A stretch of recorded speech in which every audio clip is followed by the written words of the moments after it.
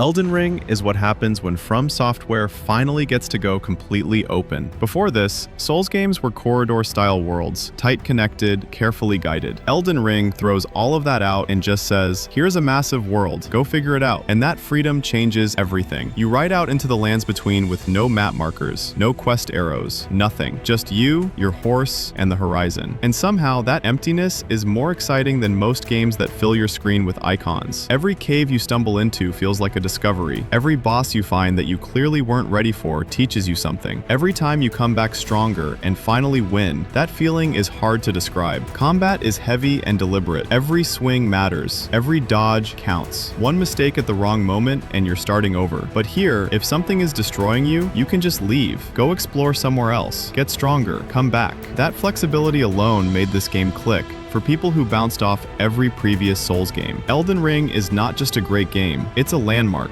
One of those releases that shifts how people think about what open-world games can be. Released on February 25th, 2022, available on PS4, PS5, Xbox One, Xbox Series X and S, and PC. Absolute 10 out of 10. Nobody expected Lies of P to be this good. When it was first announced, a Souls-like based on Pinocchio, set in a dark Belle Epoque city, most people raised an eyebrow. It sounded like a weird indie experiment at best. Then people actually played it. Lies of P is one of the tightest, most polished Souls-like games outside of FromSoftware's own work. The city of Krat is gorgeous and unsettling at the same time. Broken puppets roaming the streets, gas lamps flickering in the fog, Belle Epoque architecture slowly falling apart around you. The atmosphere alone pulls you in immediately, but the combat is where it really earns its reputation. The guard system here is different from anything else in the genre. You can block almost any attack, but you have to be aggressive about it. Hold the block too long and you take chip damage. Counter at the right moment and you break through. It rewards boldness in a way that feels genuinely satisfying. The weapon assembly system is brilliant too. You can mix blades and handles from different weapons to build something that fits exactly how you want to play. And the story, which nobody expected much from, actually delivers. It's dark, it's layered, and the Pinocchio themes land better than they have any right to. Lies of P came out of nowhere and hit a 10 out of 10. Bloodborne is FromSoftware at their most confident. Everything about this game has a clear identity. The setting, Yharnam, a gothic Victorian city drowning in plague and madness, is one of the best environments ever designed in gaming. Every street, every building, every corner feels like it belongs to a place with centuries of dark history behind it. And the atmosphere never lets up. From the moment you step outside into that foggy street, something feels deeply wrong, and the game leans into that feeling the entire time. Combat here is faster and more aggressive than anything in the Souls series. There's no shield, no hiding behind a block. You're meant to stay in close, stay aggressive, and use the regain system where you get health back by attacking immediately after taking damage. It punishes caution and rewards aggression. And once that clicks, the whole game opens up. The bosses are some of the best ever put in a game. Each one is a spectacle and a puzzle at the same time. Figuring out their patterns, getting it perfect, finally walking away victorious. Bloodborne makes those moments feel better than almost anything else. It's a PS4 exclusive that never got a PC port, which is genuinely one of gaming's great injustices.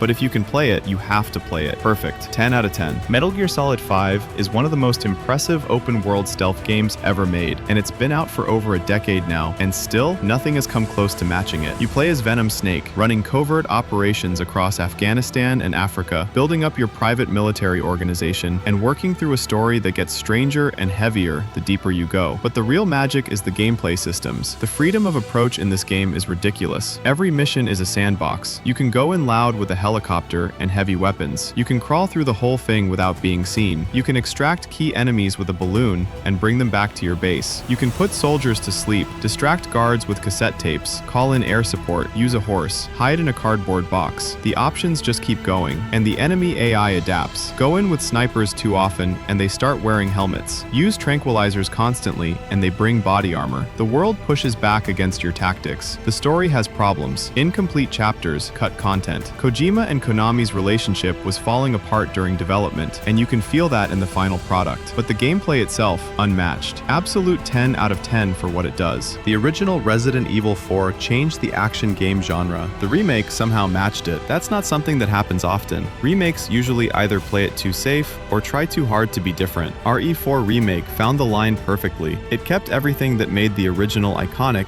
and rebuilt it with modern mechanics that just feel right. The setting is still rural Spain, Leon is still there to rescue the president's daughter. Things still go wrong immediately, but now the world feels more alive. The enemies feel smarter, and the knife, which was just a backup tool before, is now a central part of how you survive. You can parry with it, stealth kill with it, save yourself from grab attacks. It adds a whole layer of skill expression that the original didn't have. Ashley is better too. She's no longer a liability. She actually contributes, hides when she should, and the game designs encounters around protecting her in ways that feel tense rather than annoying. The pacing is one of the best things about it. It knows exactly when to slow down, when to hit you with a big set piece, and when to let the atmosphere breathe. For both fans of the original and newcomers, Resident Evil 4 Remake is an absolute must. Clean 10 out of 10. Demon's Souls is where all of this started. Before Dark Souls, before Bloodborne, before Elden Ring, there was Demon's Souls. The 2009 original from FromSoftware quietly invented an entirely new way to design games, and the 2020 remake by Bluepoint rebuilt it from the ground up without losing what made it special. The world is still split into 5 separate kingdoms, each with their own feel and their own nightmare logic. The Boletarian Palace, classic sword and sorcery, the Tower of Latria, prison horror, the Valley of Defilement, pure misery. Every area has a clear identity, and every area is trying to kill you in a completely different way. What the remake does right is keeping that soul intact, while making it look genuinely stunning. Bluepoint could have modernized the mechanics, made it more approachable, smoothed out the rough edges. They didn't. They kept the original design philosophy completely and just made it beautiful. The Archstone system, the world tendency mechanic,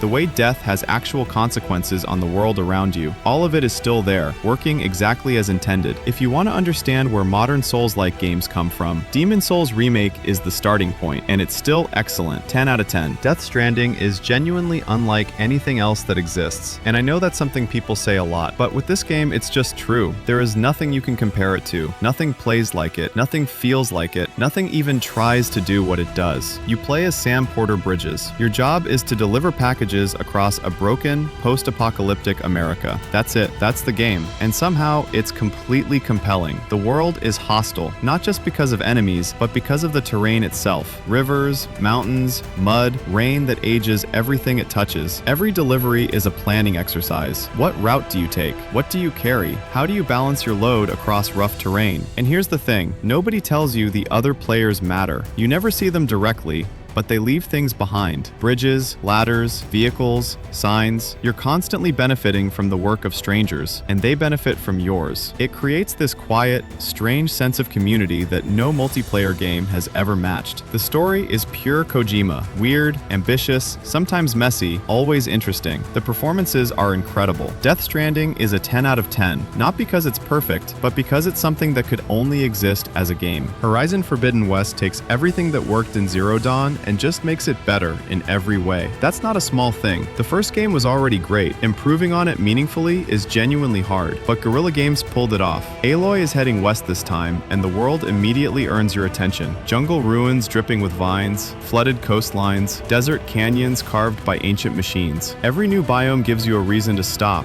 and just look at what the team built. Combat is still the best part of the game. Machines aren't just big health bars to chip away at. You scan them, you identify weak points, you set up traps before a fight even starts. You pick the right weapons for the right vulnerabilities. If you rush in without thinking, it falls apart. But when a plan comes together cleanly, it feels incredible. Movement got a real upgrade too. Climbing is less restrictive. Traversal feels natural. The shield wing lets you glide across areas in a way that makes getting around genuinely fun. And then there's the story, which goes deeper into Aloy's world and the mysteries behind it in ways that genuinely pay off. Horizon Forbidden West is one of the best open world games of its generation. Easy 10 out of 10. A Plague Tale Requiem is a gut punch from start to finish. If you played Innocence, you already know what Asobo Studio is capable of when it comes to atmosphere and emotion. Requiem takes all of that and scales it up significantly. Bigger world, more options, harder choices, and a story that gets genuinely dark in ways the first game only hinted at. You're back with Amicia and Hugo traveling through a stunning southern French landscape that somehow manages to look beautiful even when everything in it is terrible. The contrast cross between golden sunlight and absolute horror is one of the best visual storytelling tricks this game pulls off. Constantly, Hugo's condition is getting worse, the rats are everywhere, and Amicia is doing increasingly difficult things to keep her brother alive, things that cost her and that you feel. The gameplay expanded a lot from the first game. You have more tools, more stealth options, crafting is deeper, the world opens up more, but it never loses that sense of vulnerability. You're never powerful, you're always surviving, and the relationship between these two characters remains the heart of everything. Every quiet moment between them lands. Every time something goes wrong, it hurts. A Plague Tale Requiem is emotionally devastating and absolutely worth every minute. 10 out of 10. Cyberpunk 2077 had one of the most disastrous launches in gaming history, and now it's one of the best open-world RPGs ever made. That turnaround is real, and it deserves to be said clearly, because a lot of people wrote this game off in 2020 and never went back, and they're missing something special. Night City is extraordinary. The density of it, the detail, the sheer amount of life packed into every street. It's one of the greatest environments ever built in a game. Walking around without doing anything is genuinely interesting for hours. You play as V, a mercenary whose job goes catastrophically wrong early on, leaving you sharing your head with the digital ghost of a rock star legend. The story is dark, personal, and hits harder than most people expect going in. And the Phantom Liberty expansion made it even better, adding a whole spy thriller storyline in a new district that some people consider the best content in the game. Combat is flexible and satisfying. Full guns blazing, pure stealth, hacking everything from a distance. Building your character around a specific playstyle and watching it come together is endlessly rewarding. If you never tried it or gave up after launch, play it now. The full experience with Phantom Liberty installed is something genuinely special. Night City deserves a 10 out of 10, and after everything, it earned it. That's the list. 10 games, all perfect 10s in my book. Every single one of them will give you something different. Some will challenge you, some will make you feel things you weren't expecting, some will just remind you why you love games in the first place. Drop your personal 10 out of 10 in the comments. I want to see what's on your list. If you want more content like this, best RPGs, best horror games, hidden gems you've never heard of, subscribe, because that's exactly what this channel is built for. See you in the next one.